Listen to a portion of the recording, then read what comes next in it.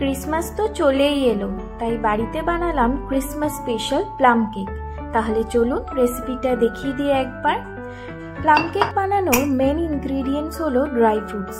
এখানে অনেকটা dry fruits ব্যবহার করতে হয়। তার জন্য আমি একটা জারে নিয়েছি 50 গ্রাম কালো কিশমিশ, 50 গ্রাম নর্মাল কিশমিশ, 65 গ্রাম ক্র্যানবেরি, 25 গ্রাম টুটি ফুটি, 25 গ্রাম চেরি, আর নিয়েছি 75 গ্রাম দানা ছাড়ানো খেজুর আর 50 গ্রাম মুরব্বা। এবার সমস্ত ড্রাই ফ্রুটসগুলোকে আমি 180 ml রামের মধ্যে ভিজিয়ে রাখবো প্রায় 7 থেকে 10 দিনের জন্য। আর জারটাকে আমি রেখে দেবো একটা ঠান্ডা জায়গায়। 7 থেকে 10 দিনের মধ্যে প্রতিদিনই একবার করে জারটাকে ঝাঁকিয়ে নিতে হবে, যাতে সমস্ত মিক্সড ফ্রুট রামের সাথে ভালোভাবে মিশে যায়। কেক করবার জন্য আমি নিচ্ছি 140 গ্রাম বাটার। বাটারটা যতক্ষণ নর্মাল টেম্পারেচারে আসছে ততক্ষণ আমি একপাশে ড্রাই ইনগ্রিডিয়েন্টসটা রেডি করে নিচ্ছি। তার জন্য আমি একটা ছাঁকনিতে ছেঁকে নিচ্ছি বাটারের সমপরিমাণ 140 গ্রাম ময়দা, আর নিচ্ছি কিছু মশলা, যার মধ্যে রয়েছে দারচিনি, লবঙ্গ এবং একটি জায়ফলের অল্প গুঁড়ো করা মশলা।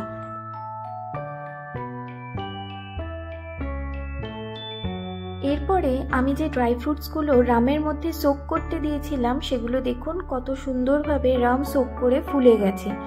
এগুলোকে এবার আমি একটা স্ট্রেইনারের মধ্যে দিয়ে ভালো করে ছেঁকে নেব, আর যেটুকুনি অংশ তলায় পড়ে থাকবে পাত্রের তলায় সেই রামটাকে আমরা ব্যবহার করব পরে। বাটারটা নর্মাল রুম টেম্পারেচারে চলে এলে একটা হুইস্কার দিয়ে বাটারটাকে ভালো করে হুইস্ক করে নেব যতক্ষণ না এটা একটু হালকা রঙের হয়ে যাচ্ছে। তারপর এর মধ্যে দিয়ে দেব বাটার এবং ময়দা সমপরিমাণ 140 গ্রাম ব্রাউন সুগার। সেটাকেও ভালো করে হুইস্কার দিয়ে ফেটিয়ে নেব। আজকে আমি প্রায় 2 পাউন্ডের একটা কেক বানাচ্ছি, তার জন্য আমি নিয়ে নেব 3টে ডিম। এখানে 3টে ডিম আমি একসাথে ফেটিয়ে নেব না, একটা একটা করে ডিম দেব, তারপর মিক্সচারটাকে ফেটাবো, আবার একটা করে ডিম দেব, মিক্সচারটাকে ফেটাবো। এরপর এই ময়দা আর ডিমের মিক্সচারের মধ্যে আমি দিয়ে দেবো কিছু ড্রাই ফ্রুটস। তার মধ্যে রয়েছে আমন্ড, পেস্তা এবং কাজু। আমন্ডটাকে আমি ভালো করে গুঁড়ো করে নিয়েছি, আর পেস্তা কাজুটাকে 1 সেন্টিমিটারের মতন ছোট ছোট কিউব করে কেটে নিয়েছি। আর নিচ্ছি 1/4 টেবিল স্পুন মতন জিঞ্জার পাউডার, আর নিচ্ছি 1 চামচ মতন অরেঞ্জ জেস্ট।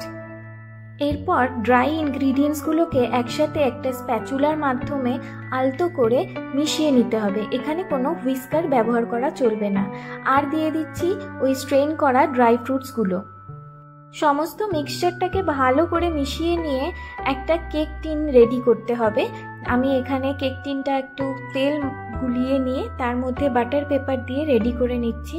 চারপাশেও আমি বাটার পেপার দিয়ে দিচ্ছি, আর বাইরে একটা অ্যালুমিনিয়াম ফয়েলের আস্তরণ দিয়ে ভালো করে কেক টিনটা মুড়িয়ে নিচ্ছি। এরপর কেকের মিক্সচারটা কেক টিনের মধ্যে সমানভাবে ছড়িয়ে দিয়ে প্রি হিটেড ওভেনের মধ্যে কেকটাকে আমি প্রায় বেক করতে দেব 2 ঘন্টার মতন।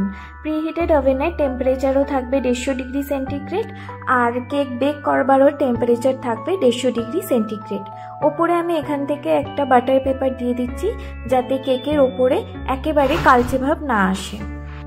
2 ঘন্টার মধ্যে আমার কেকটা ভালোভাবে বেক হয়ে গেছে। এবার আমি কেকটাকে ঠান্ডা করতে দেব প্রায় 1 ঘন্টার মতন।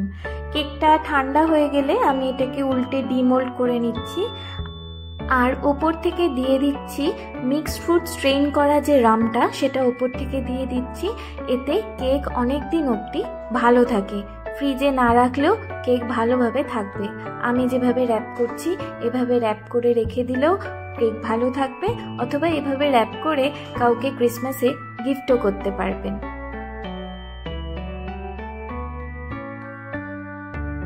এই ক্রিসমাস কেকের রেসিপিটা কেমন লাগলো আমাকে অবশ্যই জানাবেন, আর বাড়িতেও সবাই ট্রাই করবেন। সবাইকে মেরি ক্রিসমাস।